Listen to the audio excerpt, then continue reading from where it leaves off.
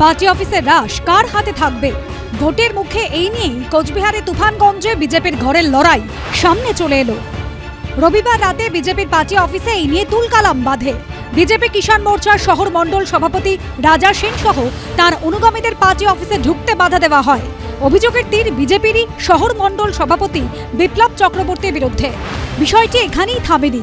দলের নেতা তৃণমূল যোগের অভিযোগও তোলেন বিজেপির কিষাণ মোর্চার এই নেতা। দিনের বেলায় করে হচ্ছে বিজেপি, রাত্রিবেলায় তৃণমূলের সাথে সেটিং, এবং তার সাথে দুটো লোক নাই, আমাদেরকে মিটিং করতে দেয়নি। এবং আমরা কি অন্য কোনো দল করি? মণ্ডল সভাপতি বলছে কিষাণ মোর্চাকে, ভারতীয় জনতা কিষাণ মোর্চাকে দেওয়া যাবে না, চাকরি দেওয়া যাবে না। পার্টি অফিসে অনেক রাত্রি পর্যন্ত ছিলাম, সবাই ছিল, কোনো সমস্যা নেই। ভারতীয় জনতা পার্টি তারুণ্য এবং আদি সব কিছুর একটা কম্প্যাক্টনেস।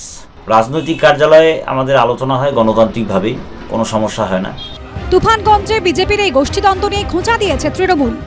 ওদের প্রচুর গোষ্ঠী রয়েছে, ছাত্র, যুব, মাদার, মহিলা ওদের গোষ্ঠীতে ভরপুর। ঝাঁটা নাকি পিকটি দেওয়া চলে ওদের মধ্যে, এটাও আমরা নজির দেখেছি। তুফানগঞ্জ বিধানসভা এলাকা আলিপুরদুয়ার লোকসভা কেন্দ্রের অন্তর্গত। 19 এপ্রিল প্রথম দফাতেই ভোট রয়েছে এই কেন্দ্রে। গত লোকসভা ভোটে এই কেন্দ্রে জিতেছিল বিজেপি।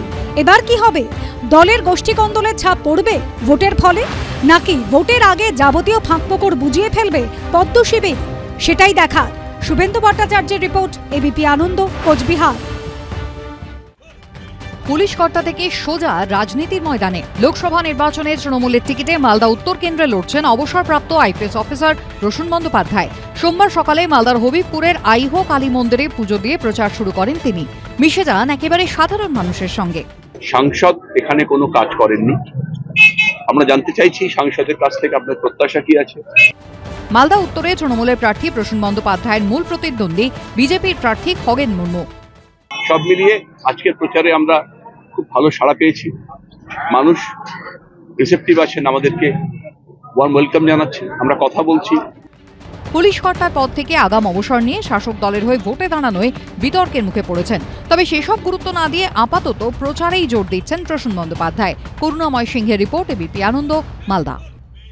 সত্য অন্তহীন, সত্যের খোঁজও তাই, সত্য সন্ধানে তাই আমরা অক্লান্ত, অকুতভয়। এবিপি আনন্দ নতুন ভাবনার প্রতীক, যা মনে মুক্ত, তথ্যে যুক্ত এবং যাবতীয় সীমানার বাঁধন থেকে মুক্ত।